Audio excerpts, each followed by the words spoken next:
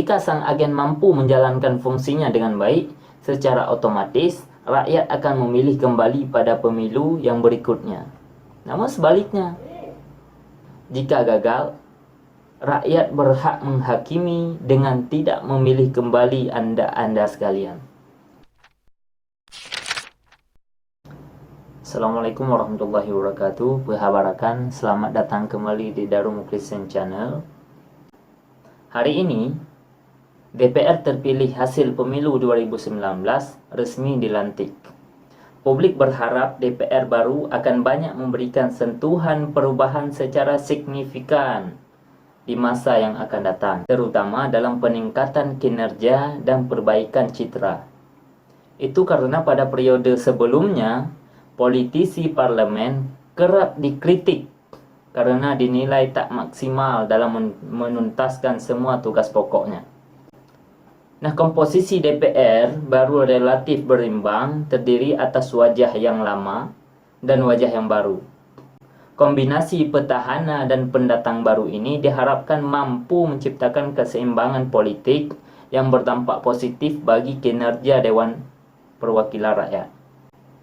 Nah, perpaduan dua unsur ini diharapkan bisa saling melengkapi untuk memenuhi ekspektasi publik terhadap kinerja politik Dewan Perwakilan Rakyat yang semakin baik setiap tahunnya. Sayangnya, harapan publik dihantui dengan keraguan mendalam, efek trauma di masa lalu atas kinerja DPR yang jauh panggang dari api.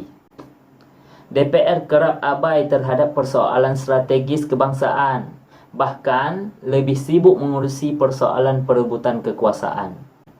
Alih-alih menyerap aspirasi rakyat, wajah DPR selalu dipersepsikan sebagai sosok elitis yang berjarak dengan rakyat. Datang hanya setiap 5 tahun sekali jelang pemilu saja. Nah, bertolak dari narasi inilah, anggota DPR baru seharusnya bisa mewujudkan harapan publik yang meluap, khususnya menyangkut segala hal yang bertalian dengan pemenuhan kebutuhan dasar rakyat, seperti terbukanya lapangan pekerjaan, perbaikan kualitas pendidikan, penyerapan aspirasi, dan keberpihakan kepada rakyat. Dalam video ini, saya akan membahas dua hal penting yang berkaitan dengan DPR. Yang pertama, harapan baru. Kami ini sebagai masyarakat membutuhkan harapan baru.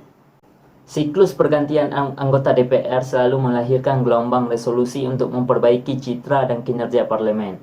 Setidaknya ada 3 hal penting yang harus dilakukan anggota DPR untuk mewujudkan harapan baru bagi masyarakat. Yang pertama, menjaga keseimbangan tugas pokok. Selama ini kinerja DPR berat sebelah karena lebih prioritas pada pengawasan kinerja pemerintah saja. Sementara itu, fungsi legislasi jauh panggang dari api, bro. Implementasi pengesahan sejumlah regulasi prioritas yang masuk prolegnas sangat rendah, berkisar hanya 20%. Itu artinya, anggota DPR baru harus mampu membagi peran secara merata dan proporsional. Jangan terlampau asyik mengawasi kinerja pemerintah lain, tapi lupa untuk menyelesaikan produk regulasi yang ditargetkan sejak awal. Efeknya, banyak produk hukum disahkan di masa injury time yang mendapat banyak resistensi publik, seperti pengesahan RUU KPK dan RKUHP kemarin. Nah, yang kedua, harapan baru yang kami harapkan dari bapak-bapak sekalian adalah mengamputasi perilaku koruptif Dewan. Artinya, rentetan kasus korupsi yang membelit sejumlah anggota DPR periode 2014 dan 2019 menjelaskan bahwa anggota DPR rawan korupsi. Bahkan, mantan ketua DPR Bapak Setia Novanto divonis hukuman penjara karena terbukti bersalah kasus korupsi KTP elektronik.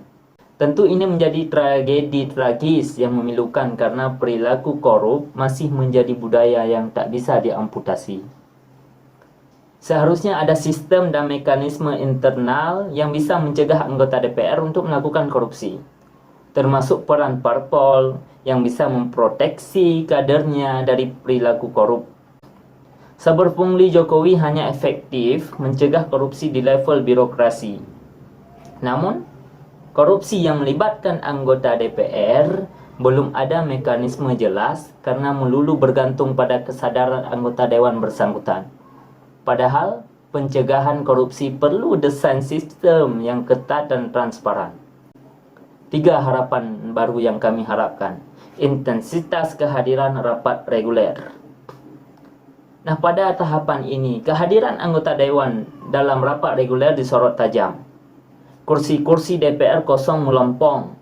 Jika dipersentase secara acak sederhana, publik menilai intensitas kehadiran DPR dalam rapat rutin dengan pemerintah sangat rendah.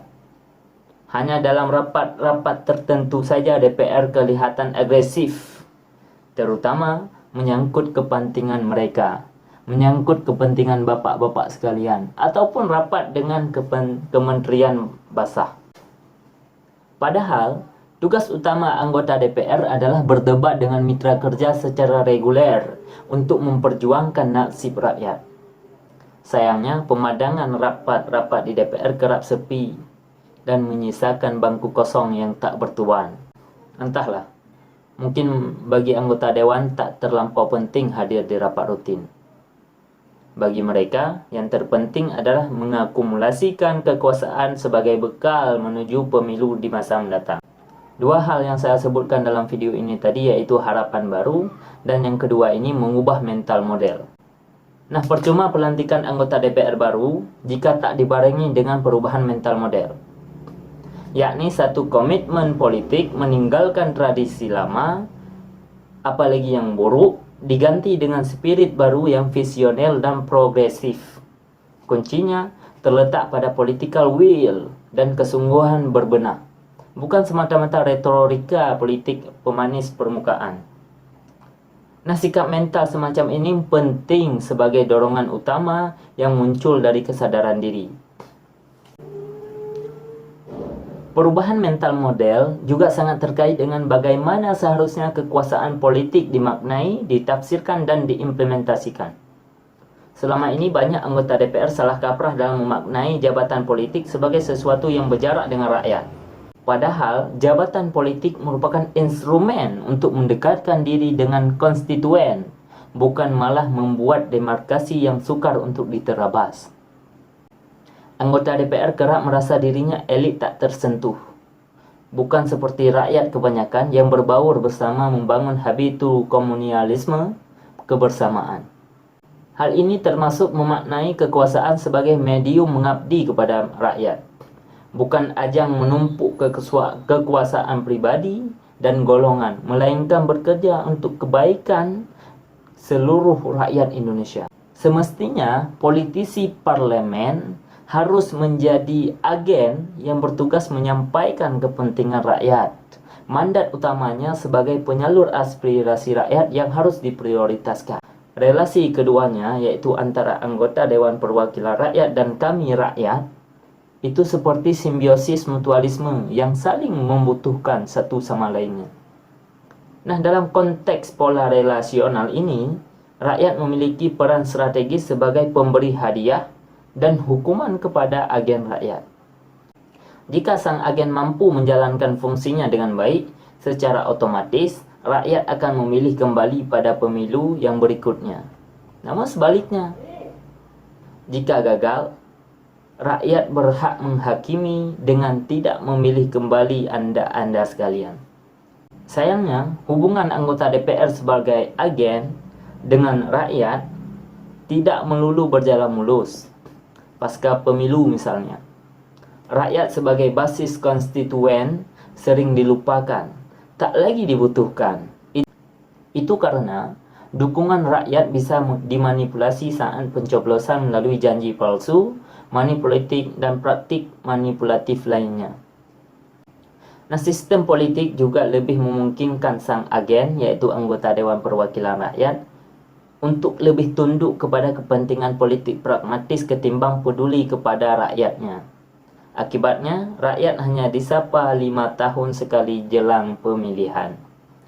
Oleh karena itu, segala hal yang menjadi catatan kelam anggota DPR segera ditinggalkan. Tak ada pilihan lain selain memulai dari anggota dewan yang baru dilantik ini, yakni mengubah mental model dalam memaknai kekuasaan politik sebagai ajang mengabdi dan mendekatkan diri dengan rakyat.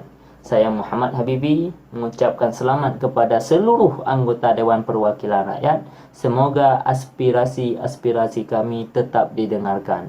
Assalamualaikum warahmatullahi wabarakatuh.